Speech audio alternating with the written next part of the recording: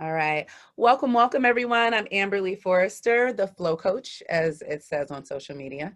I am the founder and principal of Quartz Wellness Collective, and I am usually joined by my counterpart, Michelle Brown, but she will not be able to join us today. She has a scheduling conflict. So I am leading this one today and holding my girl down as we hold each other down. It's really important to have that tribe, right? It's like a parent tribe as well.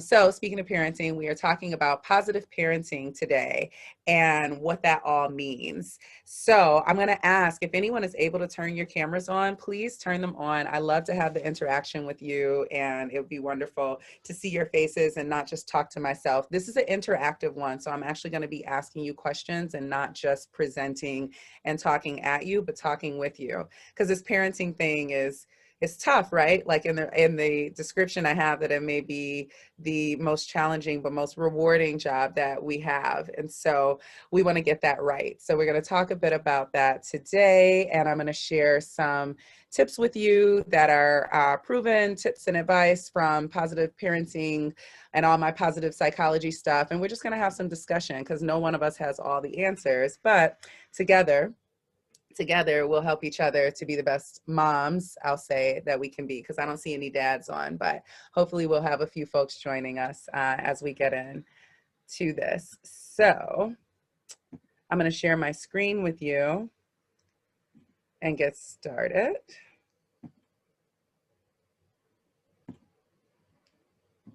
Okay. All right. So as I mention every week, just know that we do share these on Facebook and we share them on YouTube. And so please just be mindful if you're on camera of anything that's in your background or in your foreground, because we will be sharing this. So by you attending, you're giving us permission to share your likelihood in our recording of this. So welcome. It's all good folks that watch our stuff. Like, you don't really catch creepsters who are watching positive parenting videos. So I don't think we have anything to worry about. So all right, I am gonna go on and start the presentation. If there are any questions that come up, feel free to use the chat or just unmute yourself and let me know, and we can have questions and discussions in between. All right. So today, again, we're talking about positive parenting. We're going to talk about strategies to improve our communication with our kids. Communication is so important. It's so key. We're going to talk about how to motivate our kids to succeed, effective discipline tactics, and at the end, we'll talk about what children need most. So I'm going to kind of save that for you and not really give you a lot of detail there. But who remembers this when they were a kid? That infamous answer that parents give all the time of "because I said so." I'm sure I am not the only one that got that. Is there anyone else that experienced the "because I said so" when they were kids? And they asked their parents over and over again, "but why? But why?" And the parent just gets frustrated. And at the point, it's like, "because I said so. And that's why." So I'm getting a yup, a yes, yes. Right? Yeah. So we all experience that.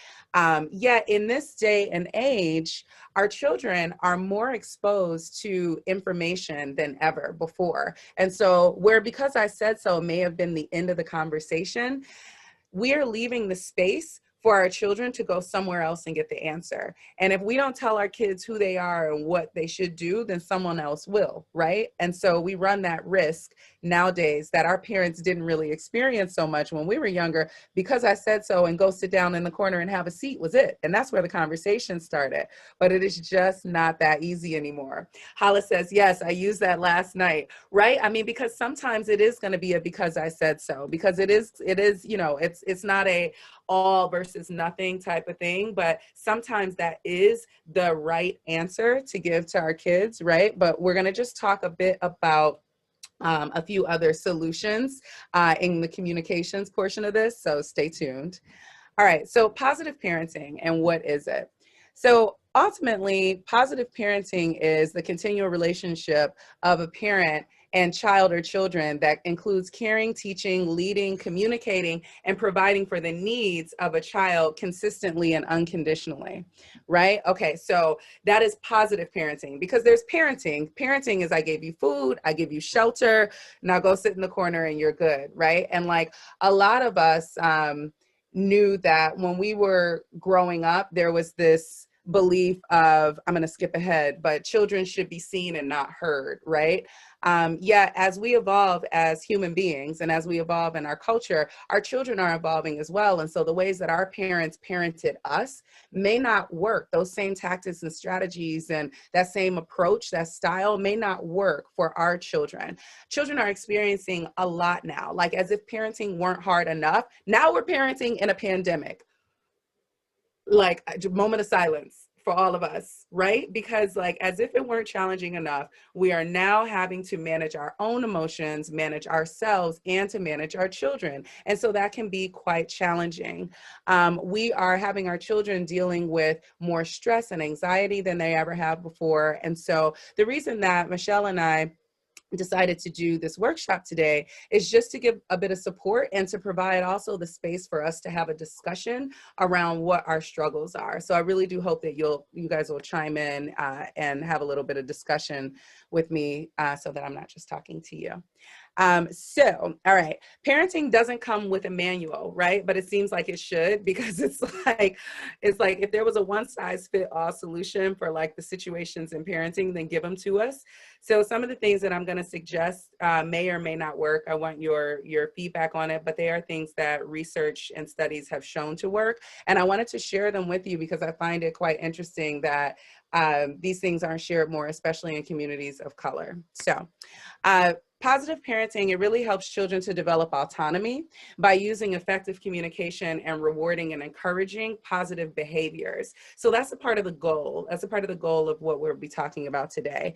It's not, positive parenting is not like a vague concept of being nice to our children when they don't deserve it. It's a parenting philosophy and a strategic method that's based on the idea that our relationship with our children is the most important thing, and that we can help our children develop self-discipline, manage themselves, self-control, and really allowing our children to be who they are without us telling them this is how you should do this and you should do that and judging them, because that can really result in a lot of insecurities, behavioral issues. So we're going to get into talking about the parenting styles and how those styles affect our children and what some of the results are that they have.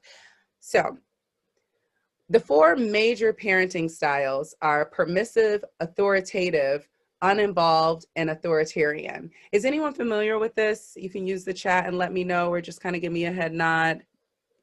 I'm going to go over them. I don't see you as much to give me a head nod, but I am going to go over these parenting styles in a little more detail. But as you can see from this chart, we have a couple of examples. So let's start with permissive.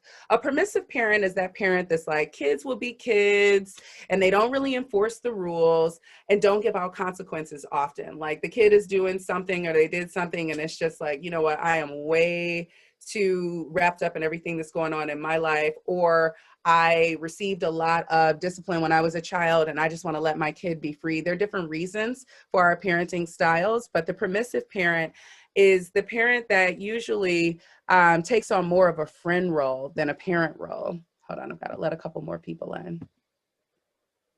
All right, that parent that takes on the friend mode and not the parent mode. So I want to say also, when I'm going through these styles of parenting, some of us may have some of one style and some of another style. So you may see yourself in this parenting styles in different ways. You may be a little of one and a little of other. We're not all one or the other. So just take note, because I'm going to do a little quiz and actually ask you to define what your parenting style is. So the permissive parent, often permissive parenting results in children who are more indulgent, and they often don't do as well in school because there are lower expectations of them. A lot of times permissive parenting results in behavioral problems, and there's even a higher risk for health problems with permissive parenting because kids are developing bad habits and they're not being reared to develop better habits. So a lot of times they're struggling academically or they're eating the wrong things and their parents are just like, okay, you know, you can do that, that's fine. All right, so that is permissive parenting. And then we have uninvolved parenting, which is actually associated with neglect. I'm sure there are no completely uninvolved parents on here, but we all have our own lives, right? We are all experiencing our own struggles and trying to manage our children. So the uninvolved children is the child that is rarely asking their child questions like, who are you hanging out with? What's going on in school? It's the parent that's not spending a lot of time with their child and doesn't really know as much about the child's personal interest and personality because they're so busy focusing on other things that they're uninvolved. A lot of times permissive or uninvolved parents are the parents that are expecting kids to raise themselves. It may be somewhat neglectful, but it's often not intentional. However, uninvolved parenting can result in substance abuse. It can result in self-esteem issues and low levels of happiness. The kid is not feeling as important because the parent's actions and relationship with the child says you're not as important as these other things that are going on. So unfortunately, the uninvolved parenting can have a lot of the same issues. The child can have a lot of the same issues as neglected children. But on the other end, so does overparenting, right? Because when you're a helicopter parent, which we'll get into in a second, you're on the other end of the spectrum. So what we're trying to do is establish some balance here. So let's talk about the authoritarian and then the authoritative parenting. So the authoritarian parent is the because I said so. That is the parent that's the old school parent, really. Like a lot of us were probably raised by an authoritarian parent, or our grandparents were authoritarian in some way. Authoritarian parents focus on obedience and punishment over discipline. It's like my way or the highway. You don't get no say in here. You don't pay no bills around here. It's that authoritarian parents are not really taking their children's feelings into consideration. It's that be seen and not heard style of parenting.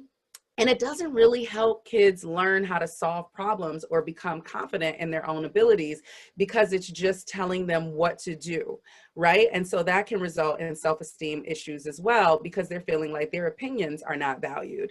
A lot of times children of authoritarian parents may rebel or become good liars to avoid punishment. So if you had that parent, like I went to school with a lot of these like kids that came from authoritarian parenting, especially I went to a Jesuit university, Fordham University in the Bronx. And so you got a lot of kids that came and they lost their minds when they got to school. They were laying on the side of the ground, like passed out because they drank too much, because they overindulged, because they never had any freedom at home, right? And so those the high expectations and the distance and the lack of relationships that they had with their parents a lot of times resulted in these children leaving the home and lashing out and just going overboard because they finally got some freedom. All right, so the last one we're going into is authoritative parenting. And authoritative parenting, I'm gonna cheat and get a little ahead, is a part of what we aim for as parents. Like authoritative parenting has been found to be the healthier parenting style. And so I'm going to take that off for you guys. Sorry about that. And so authoritative parents are the parents who put a lot of effort into creating and maintaining a positive relationship with their children, who actually explain the reason behind your rules of when it's not like, because I said so all the time. It's like, okay, you know what? I am telling you to eat your vegetables because they are healthy and because you want to grow and be a healthy individual as an adult. I want to give you good habits. Like you're explaining to them the reasoning behind the rules. Authoritative parents are investing time and energy into preventing behavioral issues before they actually get started. They're using positive discipline strategies to reinforce good behavior, like praise and reward systems, which we're going to talk a bit about. But in authoritative parenting, there's a reciprocal respect that's established with children in that it is not you respect me as the parent, but it's actually showing respect to the child and modeling that they should expect respect in their adult lives or expect respect even in their lives as children, in that they have a right to ask questions. They have a right to be respected and treated nicely, and that it's not this, they're clear standards and they're clear rules, but it's not just about this is what I say and this is what goes and that's it. So I want to ask you guys, I'm going to launch a poll. Here are a couple more parenting styles that I'll talk about, but I would like to, hold on, let me stop my share, ask you, what type of parents are you? And a couple of other questions. So I'm going to explain these other ones, but I also want to know if you and your partner have the same parenting style and how much of an influence your parents' parenting style had on you. So if you can start to share these while I go back into sharing my screen and telling you a bit more about the other parenting styles, then that would be great.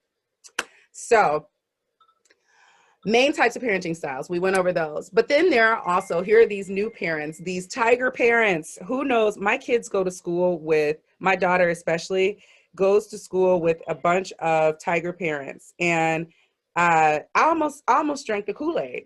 I almost became the tiger parent because I was like, oh my God, am I slacking? Like, am I not doing something I'm supposed to be? Am I supposed to be, you go to private school and you get a tutor and you stay up all night doing your homework? Like, I was like, am I doing that? And I'm like, you know what? I know my children. This doesn't feel right for them.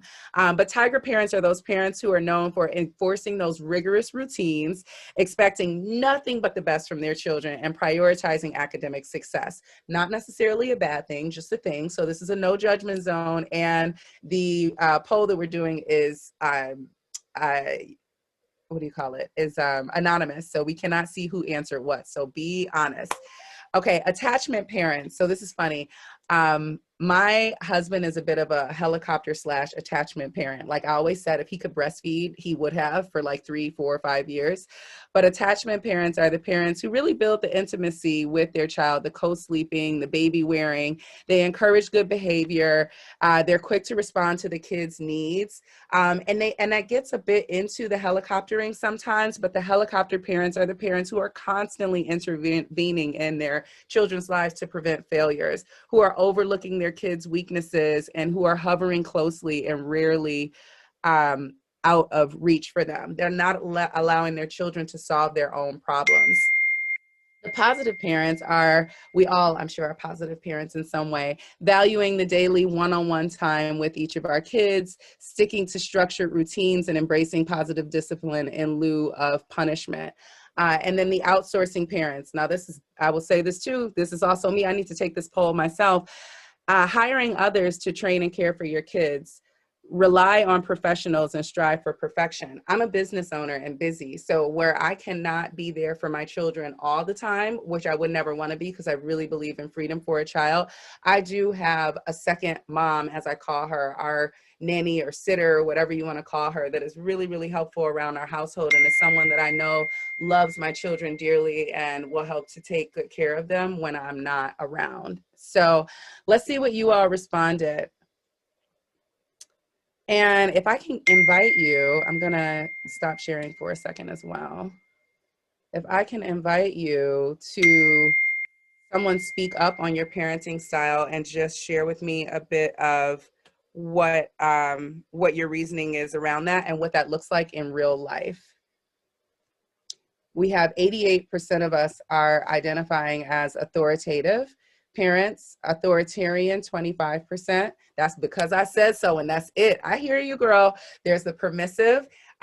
We have 25%, no one for neglectful, and we have 13% for positive.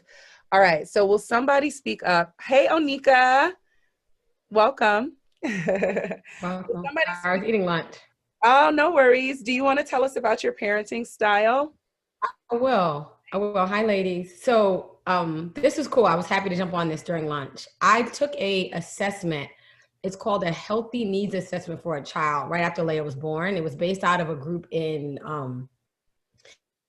Cali, and they do an assessment from 3 to 5. And essentially it's kind of a Myers-Briggs assessment, but for children. And it's interesting because the adults fill it out as if like you're responding after your child. I opted in for attachment parenting. So I'm the person that nursed till she was 3. I did the co-sleeping until last year. I did a lot of heavy explaining because I didn't like it because I said so. So kind of looking at the moon, the stars in alignment, I'm a Taurus, my daughter's an Aquarius. I'm an earth sign, she's a water sign. I prefer the attachment to kind of give her that free flowing fluidity based on what I got from the Myers-Briggs assessment and based on our personality types. I realized that I do outsource because I can't work in the house with her because she's an only child, because I live alone. It doesn't work. It's from 8 to 3, and she has a lot to, she feels like empowered to be able to have that space and to be able to either tell me how her day was or wasn't. So I'm a mix between outsourcing, because I do drop her off at 3 o'clock to gym, to Kumon, to gymnastics, to dance, to piano. But I do give her a lot of attention. I said, she was in the bed until last year. I nursed till she was 3. I give her a huge voice. We have journals that we share. So that seemed to work for us based on, as I said, Myers-Briggs and our signs. I wanted to share that. That's amazing. So, okay, I also want to ask you how much of an influence your parents' parenting style had on your parenting style. So, full transparency, a lot of counseling because of that. Mm-hmm. Best version of myself from my daughter. I didn't like the way my mom said, because I said so. My mom worked 2 jobs. She was a nurse practitioner my whole career. And it was because I said so, because she didn't have time to explain, nor did she have a desire to explain. And in lieu of ensuring that I was the best version of myself for my daughter, I'm not married, I wanted to ensure that I got my mental health check. And I went through years of therapy to kind of to ground with that. I am the diametric opposition of my parents for that reason. And that causes friction, because it is seen as though I didn't appreciate the way I was raised, or there's anything wrong with the way I was raised. I turned out to be fine. I just opt for a more personalized approach with my daughter. Yeah. Yeah, I love that. Thank you for sharing that. And I know you have an awesome daughter, so you're doing something right. So is there anyone who has a different parenting style from their partner that wants to speak up and just talk a bit about that? Anybody? Mocha moms. I'll jump in. Hey, Nick. We talk a lot. Okay, so Hollis, if anyone doesn't know, Hollis, will you introduce yourself first? Because I want everyone to know about Mocha Moms, as we're all moms on here. So please take a second. I'm Cameron's mom is what I am. My name is Hollis Thomas, and I am Cameron's mom. That is who I am. But there are a bunch of Mochas on here, including Nick. We are a sisterhood of mothers, and we support each other through the motherhood journey. And so I'm happy that all of the ladies are on here, but I am here to talk about me. Okay, let's talk about you. Okay. So I am a authoritative and permissive, and I do outsource, but I'm primarily authoritative and permissive. And that has everything to do with, very, very similar to Neek, has everything to do with how I was raised, which was kids are meant to be seen and not heard. So with our daughter, I want to give her a voice. I want to give her an opportunity to tell me how she feels, why she feels that way, yada, yada, yada. Mm-hmm. My husband is I believe he's an authoritarian by nature, but he's learning how to be authoritative. Am I saying all these? Yeah. Mm-hmm. Okay. So, but he's learning the latter based on me. And what I end up doing is, I might even throw a helicopter in there. So what I end up doing is, when he's being an authoritarian, I helicopter and I come in to try to save the day in order for her to be able to have that voice. And then I go back into the permissive, well, it's okay, we're friends. So it's like playing defense sometimes in the household, which can be, which can create friction sometimes within the relationship. Yeah.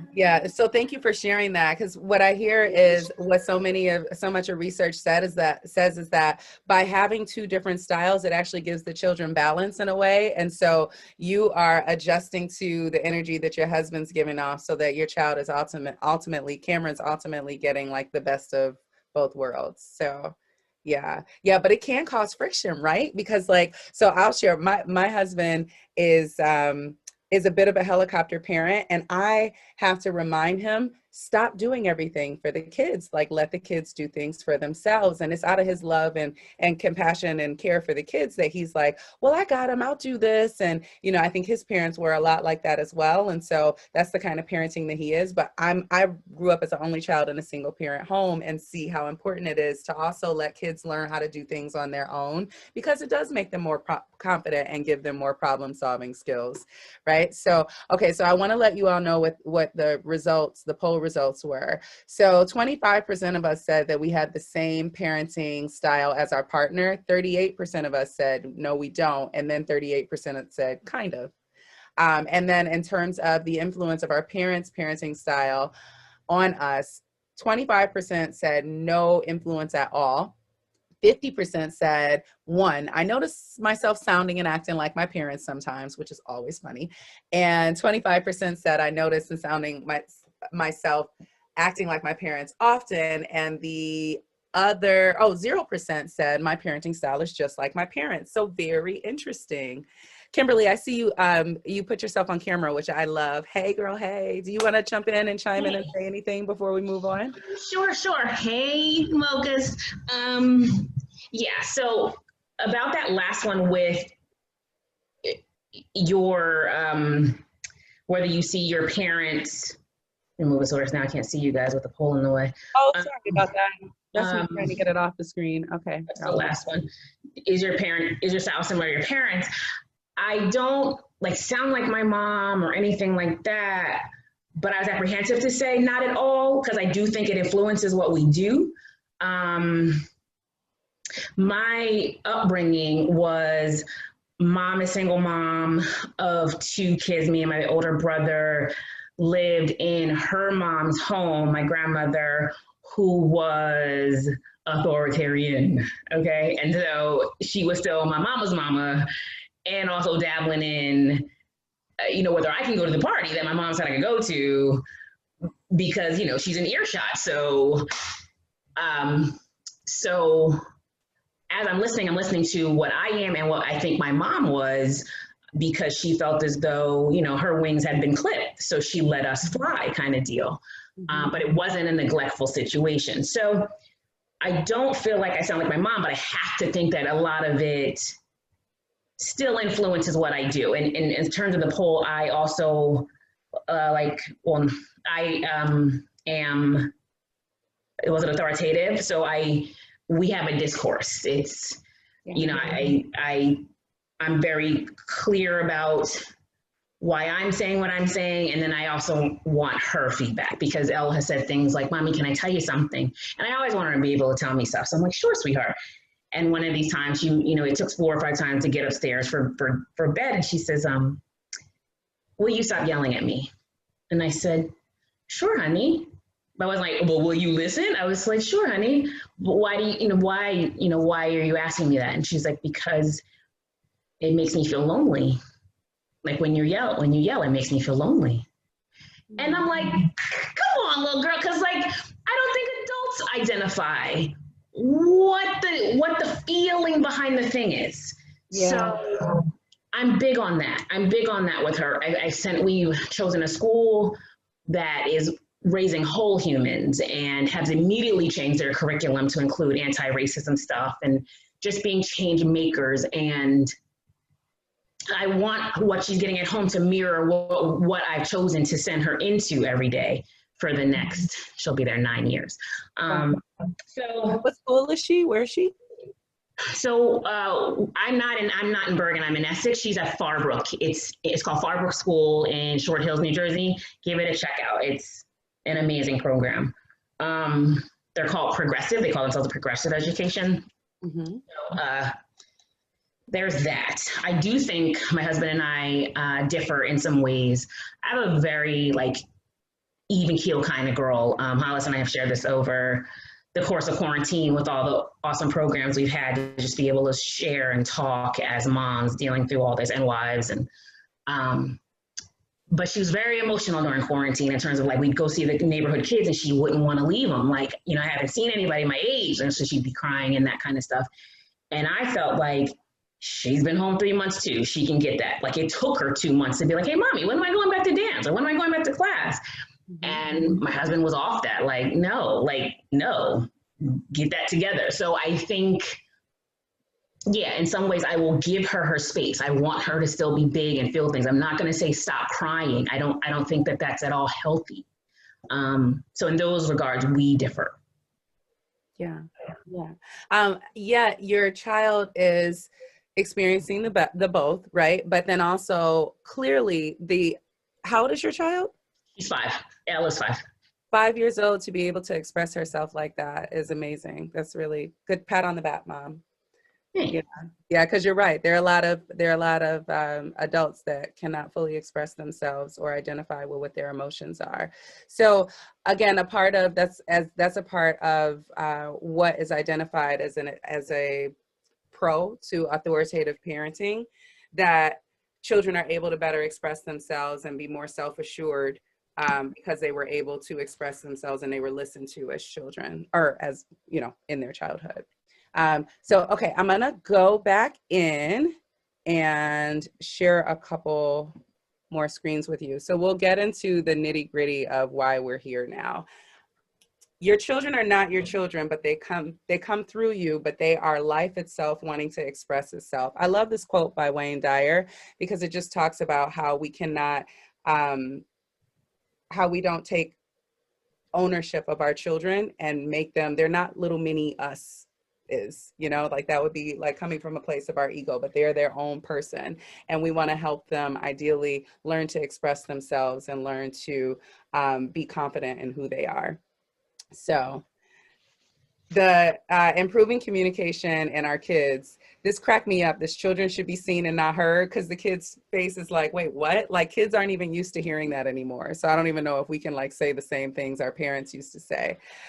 So with communication, I want to just touch on active constructive responding. Is anyone familiar with this? You can use the chat and let me know if you are. I'm going to give like a bit of an overview of what active constructive responding is. So they break down our responses to our children into 4 different, or to people in general, into 4 categories. And so it's not just about how we respond to bad news, but also how we respond to just random things that people may say, our children in this case, or to their good news. The way that we celebrate their good news gives them a message of, it gives them a message of reinforcement. And so we'll start out with destructive, and I'm going to just give examples of each. So say that you come home from a long day at work and your kid tells you that they got a bad grade on their test, the same test that you told them to study for like over and over again. And so you are cooking in the middle of cooking dinner and you're tired. So it's very tempting to respond in that way of like, what, and just like get upset. And so if you are responding with a destructive, active response, you are just like, whatever, I don't even want to talk about that. I told you to study. You absolutely didn't study. Like, I cannot believe that you got a bad grade on your test. What is wrong with you? So that would be an active destructive response. Now, an active I'm going to do active constructive last because that's the one that we aim for. A destructive passive response is to just completely ignore them. Just give them that eye. That, I know we all know that mom eye. That eye of like, I just have nothing to say to you. And then the kid's like, what mom, and they go into all of their reasoning. But when you're actually avoiding them or you're ignoring what they're saying and you're passive and you just act like you just don't care. So then there's passive constructive, and it's like, oh, really? Okay, so you got a bad grade. That's interesting. And just not really saying much. Delayed response, low energy, quiet. And the 4th one is active constructive. Now, enthusiastic support, eye contact, authentic is what it says here. But clearly in a situation where they got a bad grade on their report, on their test, you're not going to be enthusiastic, but there can be an open dialogue. There can be communication there where you look at them and stop what you're doing and say, okay, what happened? We clearly talked about studying. You were supposed to study. Why did you get a bad grade? And giving them the opportunity to express themselves. What would you do differently next time? What happened is a really powerful way of responding to our children that makes them open up, where they feel that they can communicate with us and that we're being a good, that we're listening to them. We're not just telling them what to do and setting down the rules, but we're actually listening to them. So whether your child is telling the same joke for the 10th time or sharing some long-winded story, it really helps for us to be good listeners to our children. And giving our child positive attention goes a long way in terms of preventing behavior problems. If we respond in certain ways over and over, it's one thing to respond once or twice or here and there, but when we make a habit out of being passive or destructive or actively destructive with our responses to our children, it turns into an issue for them in some way. It manifests itself in some way. So anyone want to weigh in on that? Okay, I'm going to move us along to active listening. So active listening is when we are building trust and establishing a rapport with our kids, where we're letting them know that you can tell us the good things and the bad things, that you don't have to keep secrets, that I would be more upset to learn about this from somewhere else or for you to keep it in than if you just told me how you felt. When we actually demonstrate concern and we care about what's going on in our kids' lives, this has a huge positive effect on our children. When we are active listening, we let them know that we hear them. We use verbal affirmations like, okay, I see, I hear you. And then we ask them specific questions about what's going on, not just, not just like some surface level response that we give them because we're busy, but like a really specific question that makes them think, similar to what Kimberly shared with her daughter, those, why do you feel that way? Or, why, when I do this, do you feel like that? It gives the child the opportunity to communicate and express themselves. And that makes them feel that we truly understand what they're saying and we truly understand them. Active listening avoids, when we're active listening, we avoid interrupting at all costs. And we let our kids just talk and we hear what they have to say. We paraphrase and help them to understand better how they feel.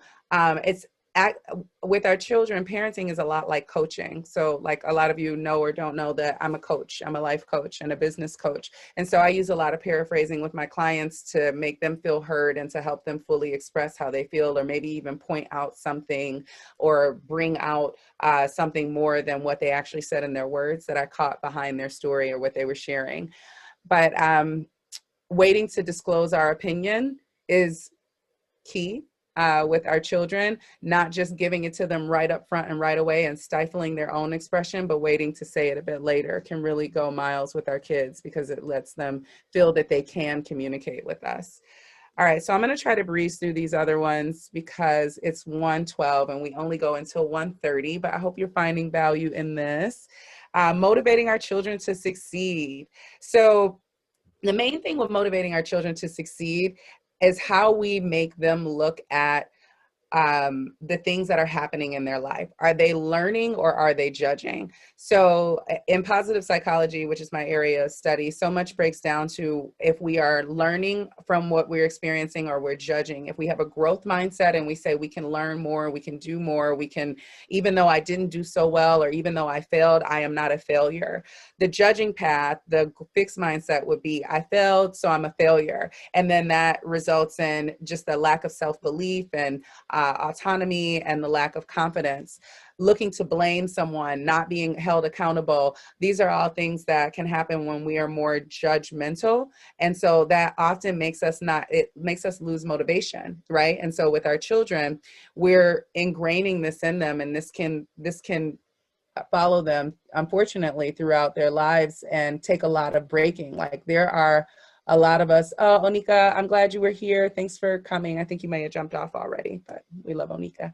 But a lot of us have to get counseling in our adult years to overcome some of what we dealt with in our childhood years, right? And so a part of parenting and all of the information that we have now is like, not only how do I not mess them up, but how do I actually position them to thrive?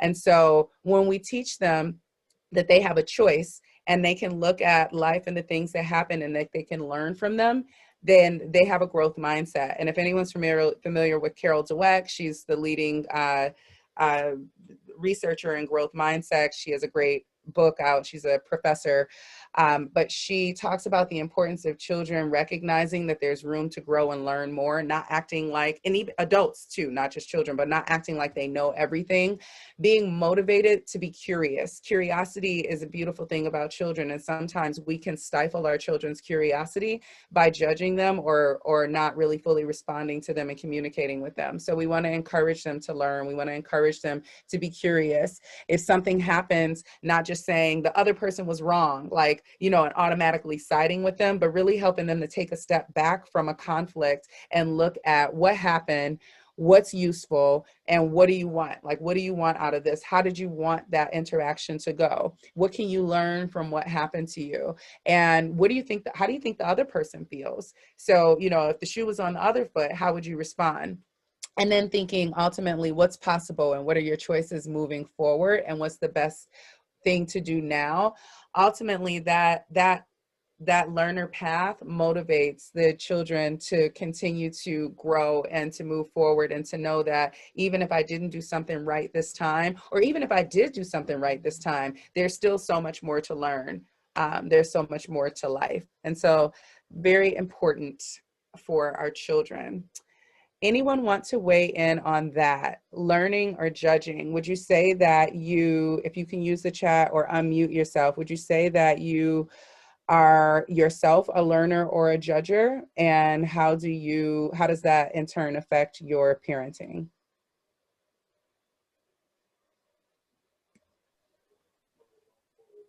Okay. Or we can just listen. Oh, hello. Is that Faith? Oh, Shawana. Hi, Shawana. Hey. Oh, hi. Is someone else on? I can't see the people. I can't see everyone at once, but I see you. You got the mic. Mm-hmm. Okay. So I was first introduced to the growth mindset by my oldest son, maybe fourth grade teacher, who was a younger teacher. He was a male. So I think he, and very young, like maybe it's the second year of teaching. And that was his methodology. I had never heard of that before. And I think probably we heard try again until you get right. And when you continuously fail at something, you just don't want to try anymore. You don't understand the possibility of try again. Eventually you will get it, because every time you try, you'll learn something new. So since learning that philosophy, that's how I work with my children. You might fail at something, but if something that you want, we'll find another way to do it. And most recently, so this year, their school is instituting a student council.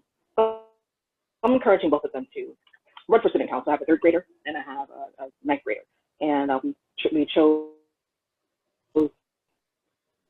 positions that, that they were interested in, and we, help them write, help them follow the application, helping them write letters to their teachers to request recommendations, etc. And the point of it, they may not win, either one of them, and they'll do this every year. But even if you win, great. Look, you made a strategy. We followed it, and this is your reward. You actually chose something. Or even if you don't get it, let's discuss feelings of rejection. What does that mean? Yeah. How is it making you feel? How is it making you feel overall? And how can we try it again next time? What are we going to do differently? And I'm hoping so.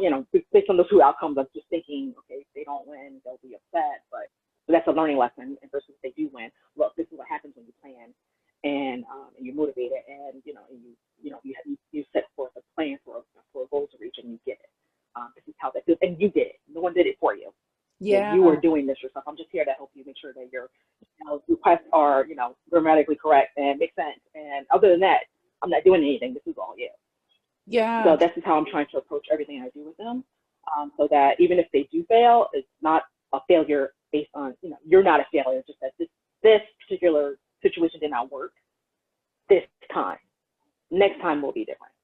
Yeah. And that follows, it's such a simple, it seems like such a simple distinction, but it really makes a huge difference in their mindset and how they'll approach things in the future. I think that, was it Thomas Edison tried like 900 some ways of making the light bulb before he actually came up with the light bulb that worked. And like, Yeah. think if Thomas Mhm. Edison's parents told him, you failed, oh, well, we might not have light right now. So, you know, Yeah. Yeah. yeah, thank you for sharing that. It's really, Hey, Amber, sorry. yes. Mhm. Is there a difference from your experience and expertise? Is there a difference on how we should be teaching those lessons, male versus female? Because Shawana has 2 boys, and I'm just wondering if that's, that's a great way Mhm. of leading them, right? They're awesome kids, by the way. But if that's a great way to lead them, but maybe like girls, it could be, a different way. Yeah, I think so. I don't have a distinction between like with girls and boys, but ultimately it's breaking down to praising the process and not the result. And that when we're telling them, that it is okay to try hard, or, oh, you did it. You're like, okay, great. You did a great job. Well, I really love the way that you studied and you put effort in. Ultimately, making them value putting effort in is just been found above anything else to be very valuable for children, especially in this instant society of I want it, I get it right away. Children are less likely to value effort than we were in the past. And so it's really important for us to stress that with our kids in our households. So you say praise the process, not the result. Love that. Yeah, really good. And being specific about another tip in keeping them motivated is helping them. So one, helping them to spot their strengths, like what was just shared. Sorry, I don't have your name on here and I've just forgot it. I'm sorry, but what was just shared? Shawana? Yes, Shawana, thank you. What was just shared by Shawana about the way that she's speaking to her children, helping them to recognize when they don't do something right, what they did do right, or what they are good at, gives them more confidence in that, okay, you might not be the best at math, but you're a really good writer, or you may not be, and not even really just giving them labels at this point, because it's so early on, but just really, it all comes down to strength spotting and being specific. And there's a quote that says, if we don't tell our children who they are, someone else will, that I mentioned earlier, but I really think that that's so important, and that we help our children recognize the good things about themselves, and not just to be hard on them about the things that they don't do or can't do, but leaning into what they are really, really good at and celebrating them for that, and being specific and saying it to them. They start to embody it, and they start to raise their expectations of themselves, because you've helped them identify that this is what they're really good at. And that's so I don't think that it matters the sex at all, but that's a good question, Hollis. I'm going to look into that, and I'll let you know if I find anything of the studies between boys and girls. So I'm going to share my screen again and take you through just a couple more slides before we end. I lied, it's not a couple, but a few. This one cracked me up. Somebody get me a switch, a big one. Like, discipline tactics back in the day used to be get the switch. Not that I got the switch, but like we all, especially from Black families, have heard. Put it on the longer. Oh, here, I'm going to mute. Okay. Shawana, I just tried to mute you just so we don't hear your background, but feel free to unmute and jump in when you like. So I'm just going to list out a couple of discipline tactics and just highlight for a bit what's happening in our schools, and especially the progressive schools. So I'm guessing that Farbrook may have a restorative justice or restorative discipline approach. Retributive justice, which was we talk about this criminally, but these are also what they do in our schools. So it's interesting how they're treating our children in schools. And so there's a bit of discussion around what that looks like and how we reflect that in our homes. It used to be that the justice was crime defined as a violation. Whatever they're doing, it's a blame. There's guilt. Why did you do it? That produces adversarial relationships. You're looking to punish and prevent kids from doing something. And that was like kind of the traditional way of justice and even discipline in our homes. But so now in newer age disciplining, there's restorative justice, which is happening a lot in our schools, where they're looking at you're looking at how what someone has done is affecting the whole community, not just that person or not just the other person, but the whole culture and community. So within your home, that can be, how is that affecting your home? And focusing on solving problems. So you're really asking questions to your child about why they did what they did, and then listening, that active listening portion where you have a dialogue and you do actually allow some negotiation between you and your child. Now, the spectrum, I always look at things as a spectrum. It doesn't have to be black or white. There can be some in between. So no, they can't fully negotiate and set the rules. That would be permissive. That would not be, necessarily the best way to establish your authority as a parent, but that they do take part in, and that you do take into consideration their feelings or why they did what they did. The restorative justice practices have been found to be very effective in schools. And so I had a question for us, although we just don't have a lot of time, but how can we apply this at home?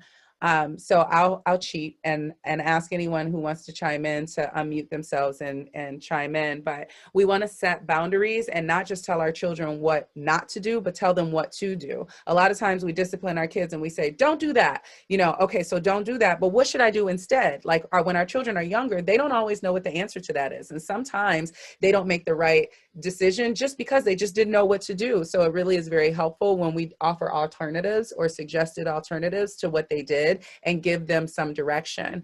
Building a connection with our children to gain cooperation, in that when we talked about our parenting styles, if your style is that you're communicating and you're spending time with your kid, then they don't want to disappoint you as much, and they really value that connection, and they're often more cooperative. Avoiding shaming and labeling is very important as well, because when kids are the bully or they're the bad kid, they start to play into that role. We do it as adults too, but when we label our children unnecessarily or make them, you are this kid, they start to play into that, and we don't allow them as much room to break out of that box, which could result in more discipline issues. Hold them accountable. You said you were going to do this, and since you didn't, I'm going to take away these privileges. Like, this is something that's big in my household, privileges. I give privileges and take privileges away. And you earn privileges, but they will be easily taken away. And if you annoyed me with the privilege, I'm more likely to take it away and just use it as a reason, because I'm like, I didn't really want you to have that privilege anyway. So just another tip of using privileges and taking away the privileges for holding them accountable for what you've asked them to do. Using positive reinforcement. I noticed that you wash the dishes without me asking you to, not just getting on them and ragging on them about things, but like, wow, you're being really responsible. When they do things that are positive, just that positive reinforcement gives them pride in what they did and makes it more likely that they're going to do that more often. Modeling respect. We talked about the importance of respect, and striving for empathy. How do you think you make mommy and daddy feel when you do this? And actually getting them to start considering how other people feel. How do you think your brother feels when you take his toys away and you're mean to him, or when you say those mean things to him? And starting to strengthen the relationship between your children. So because their experience is not just you, but it's everything that's happening around them. And so you're raising them to be more empathetic when you show more empathy for them, or when you expect for them or raise the dialogue of them having empathy for people around them. And then sometimes it's just picking your battles. Like the parts of me that's the permissive parent is like, okay, fine, go, like, play with the paint. The mat's down. I don't care. You're making yourself busy. You're keeping yourself entertained. Go do that. And that's fine, because we pick our battles, right? And not everything needs to be like, do this and disciplining them. And one of the last ones that I have for you was something that is a tip that I found to be really helpful. Single word reminders. I'm in positive education. I do positive psychology, but the whole student development, that's my thing. I do that within schools and take these programs within schools. And so working with teenagers, one word reminders are incredible. Instead of saying, didn't I tell you that? Or saying, every time you do this, I get disappointed. I wish that you would do this, and giving them some long-winded answer, just giving them that one word. If you walk in the room and there's a mess and they have, dishes all over the place, dishes. And they know what that means, and it avoids them getting defensive and that whole like rolling of the eyes, because they absolutely do not want to hear your whole long-winded like discussion about whatever it is that they're doing. So those one-word answers are kind of like that look that we give as parents, and they can be very effective in disciplining. So we got that. And then we'll end with, what do children need more than anything? Ultimately, it's love. Ultimately, our children want to feel loved, and they want to feel properly, that they can communicate, that there's consistency, that there are consequences, structure, and support, but they want to feel love. And that what it all comes down to, and the way that we express our love, is important. And there's a book that I recommend. I'm sure you guys are all familiar with the love languages. Well, there are the love languages for kids as well. And so it's important to get to know what your children's love language is, or what they are, because they may have more than one love language, and actually loving them in that way so that they feel and receive the love that you have for them. Right. All right. I have a question before we go. Yes. I'm not sure what category this falls under, but in terms of positive, rewarding positive behaviors, or just the reward system, I have tried to be very careful about allowing or creating the space where Elle is forming an emotional attachment to foods. So in my household, I had decided she has an egg white allergy, which helps tremendously when it comes to cakes and cupcakes and the stuff that typically shows up in children's classrooms before now.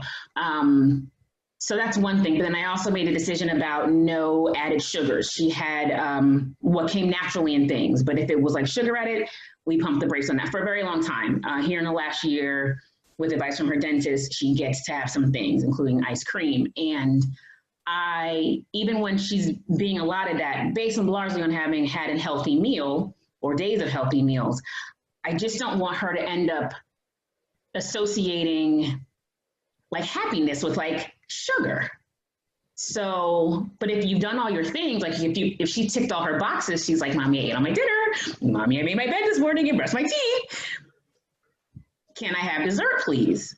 So I want to know how to do that, how to still reward her when she's done her chore wheel, but tamp down this immediate association, emotional attachment to food. So you said okay, thank you for that question. And you said what you don't want. So I want to start by asking you, what do you want? What do you want the result to be?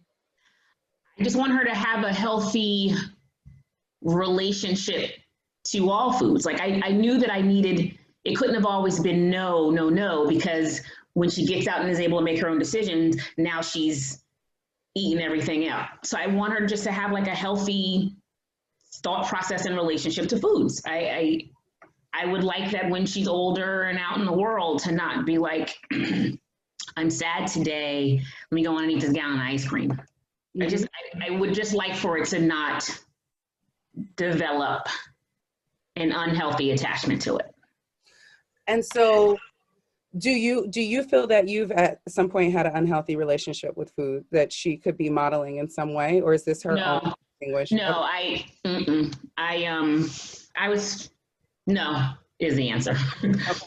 Yeah, so a couple, and I don't know that I could ask you more questions, but I would say a couple of things. One, the consequences. If you're explaining to her what the consequences are, so she gets the why behind it. Like, I don't want you to have an unhealthy relationship with food because this is what it results in. This is what could happen. And allowing some space for her to make the choices on her own. So yeah, I get that you're saying that when the reward is the dessert, then she gets the excitement about the dessert. And that's where you think that some of the unhealthy relationship is coming from. Yet maybe there's an opportunity to reward her with something else for healthier foods. So what if there was if she eats this many vegetables or something, that there's a reward for the healthier foods as well, so that she wants that reward so much that she does exploration into looking into what healthier food she can eat, and then finds, oh gosh, I really like apples and I didn't know that. Or, asking her to help you in making some of the decisions helps her initially with making her own decisions with your support, and that you're not, because your rules are going to go away one day, right? And she'll go to college and there's a bunch of crap food there. And so like, if you are involving her in the process now, and rewarding her in a way that feels right for her and what you want for her, then you're strengthening that muscle that she'll take on with her wherever she goes. Okay, thank you. Yeah. I hope that helps. It's 1:34, and I don't like to keep people past the time that I say that I'll keep them. So this has been a great time to connect with other moms, and I'm so glad that you all joined us. And I really love the opportunity for discussion and doing this in person. So hopefully when we're off quarantine punishment, I can get in with the Mocha moms and we'll do something together like this, more interactive and workshop where I can see your lovely faces. Shawana says, I love this. Thank you. We do this every month. So I just want to let you all know it's the first Monday of every month. We have different topics. Next month, we're talking about how to deal with stress and coping through all of this, not just for ourselves, but for our children as well. We do always give some tips for kids as well. And then we have December, we're going to talk about self-care routines and how to come up with your self-care routines to replenish and go into 2021, leaving 2020 behind. So thank you all for joining us. You can find me on Instagram. Thank you. You can find me at The Flow Coach on Instagram, or quartzwellnesscollective.com is my website. And I hope to see you all again. Hi, Kim. Hi, Kim. I love all the kids in the background. I'm going to go play with my babies now. She was getting in this picture. Right? In the house acting like a linebacker for the NFL. Yes. All right, everybody. Have a great day. You too. Bye. Thank you. Bye. Thank you. Bye, Shawana.